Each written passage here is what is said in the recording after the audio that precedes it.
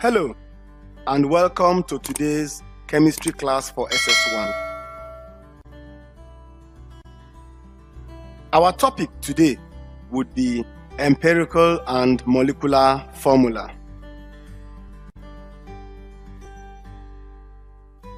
Lesson objectives. At the end of this lesson, the students should be able to define empirical formula, carry out calculations involving empirical formula, explain molecular formula, and carry out simple calculations involving molecular formula.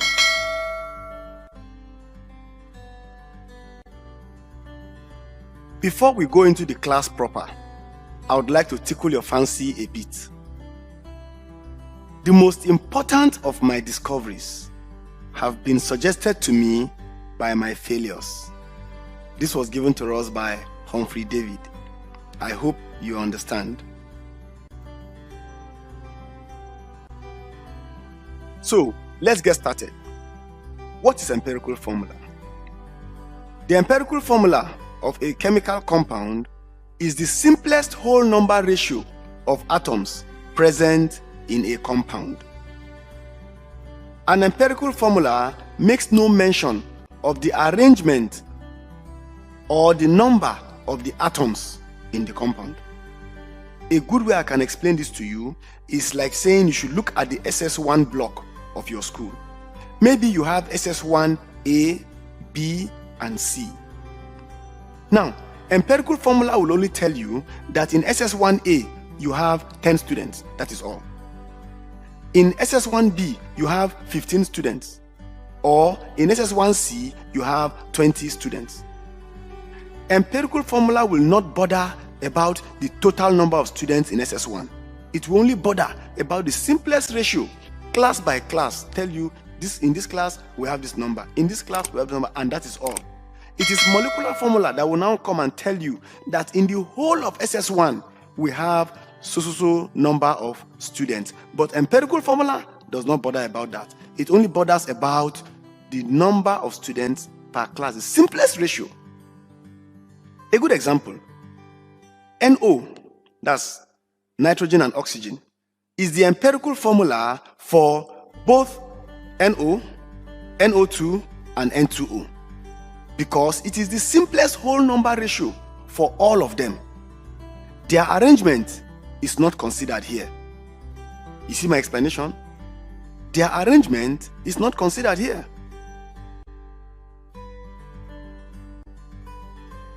Now let's take a look at molecular formula. Like I said in the earlier slide, the molecular formula will tell you the total number of atoms you have in a molecule. It will not bother now about the simple ratio, which is what empirical formula bothers about. The molecular formula, on the other hand, shows the number of each type of atom in a molecule. The structural formula shows the arrangement of the molecule and the exact position of the atoms. It is also possible for different types of compounds to have the same empirical formulas. Now, based on our earlier illustration about the classroom, you will note that if you want to know the total number of students in SS1, you must go and count each class. SS1A, what do we have? SS1B, what do we have? SS1C, what do we have? By the time you get for each of the classes, before you now add it together and get the total. What this means is that before you can know molecular formula, you must be able to know the empirical formula before you can calculate the molecular formula.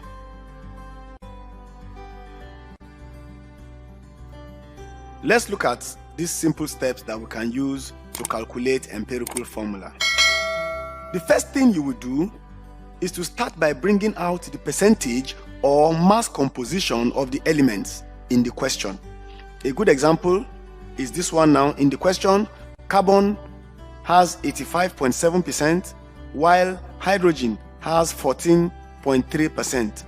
It might not always be percentage. Sometimes they will give you in masses. So they will say 85.7 grams and 14.3 grams. But in this our question, they are saying 85.7% and 14.3%. Then the next step is that you identify the atomic masses of each of the elements. In this case, carbon is always 12, that is the mass of carbon, while hydrogen is always 1. The next step, you are going to divide the percentage or mass composition by the atomic masses of the respective elements. A good example, you can see, if the mass of carbon is 12, we are dividing its percentage composition, that is 85.7 by 12. That will give us 7.14. And then hydrogen is 14.3% divided by its atomic mass. That will give us 14.3 divided by 1, that's 14.3. In the next step, after dividing by their respective atomic masses, you will look for the smallest number in the answer above and use it to divide through all of them. In this case, 7.14 is the smaller number between the answer we got above. So we divide through by 7.14. That will give us 7.14 divided by 7.14, that is 1. And 14.3 divided by 7.14, that is 2. Round off to the nearest whole number and write the number as a subscript beside the element. So the empirical formula in this case will be CH2.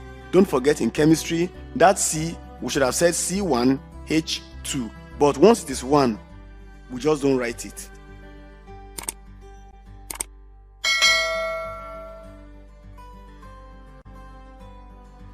Let's take a good example. Determine the empirical formula for a compound containing 74.0% carbon, 8.65% hydrogen, and 17.3% nitrogen. Now, take a look at this table. Carbon, we have been told, has 74%. Hydrogen, 8.65%. Nitrogen, 17.3%. Now, to the next column. We divide by their respective masses. Carbon is 12, so we say 74.0 divided by 12. Hydrogen is 1, so 8.65 divided by 1. Nitrogen is 14, so 17.3 divided by 14. To the next column. The answers for each. For carbon, we have 6.16. For hydrogen, 8.56. For nitrogen, 1.24. If you check through these answers, you will see that 1.24 is the smaller number. So we use it to divide through all of them. That is what gives us the answers in the next column. So 6.16 divided by 1.24, that will give us 4.96. 8.56 divided by 1.24, that will give us 6.90. 1.24 divided by 1.24, that would give us 1. Approximating to the nearest whole number, we are going to have for carbon 5, for hydrogen 7, and for nitrogen 1. That will give the empirical formula of the compound to be C5H7N.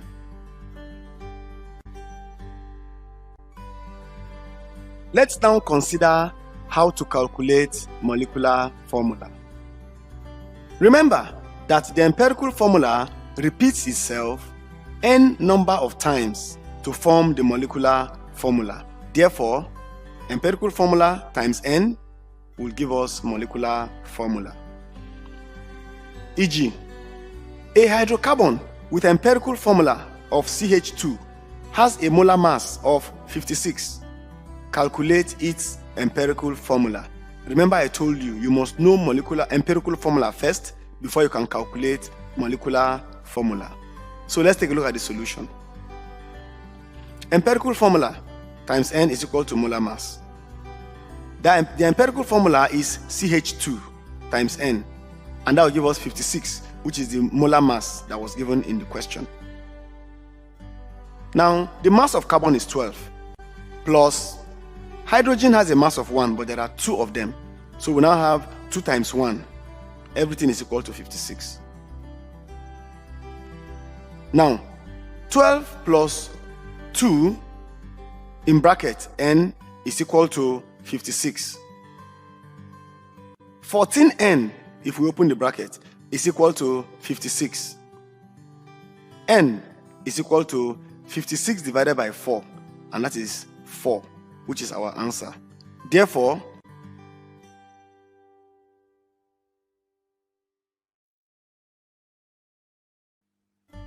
let's now take a look at how to calculate percentage composition of elements in a compound. The percentage composition of an element in a compound is its total mass divided by the molar mass of the whole compound times 100%. Example: calculate the percentage composition of oxygen in Na2CO3. Solution: mass of oxygen in the compound, 16 times 3, that will be 48. Mass of oxygen is 16 and there are 3 of them, Na2CO3. Now, the mass of the whole compound, that's the Na2CO3. Sodium is 23, there are 2 of them, times 2, plus carbon is 12, and we know that oxygen is 16, times 3 of them. The total will give us 46 plus 12 plus 48, and that gives us 106. The percentage composition of oxygen in Na2CO3 will now be 48, which is the mass of oxygen in that compound, divided by 106 times 100. That will give us a final answer of 45.28%.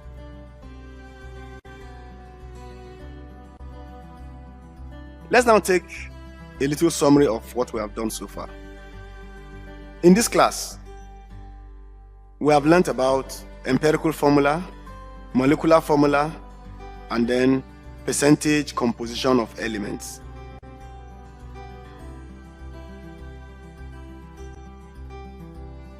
Time now for assessments.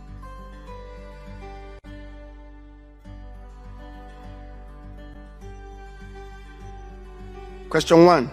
Calculate the percentage composition of copper in copper sulfate, that is CuSO4. Question 2. Calculate the percentage of oxygen in aluminium sulfate. Question 3. 9.2 gram sample of a compound is 2.8 grams of nitrogen and 6.4 grams of oxygen. Find the empirical formula of the compound.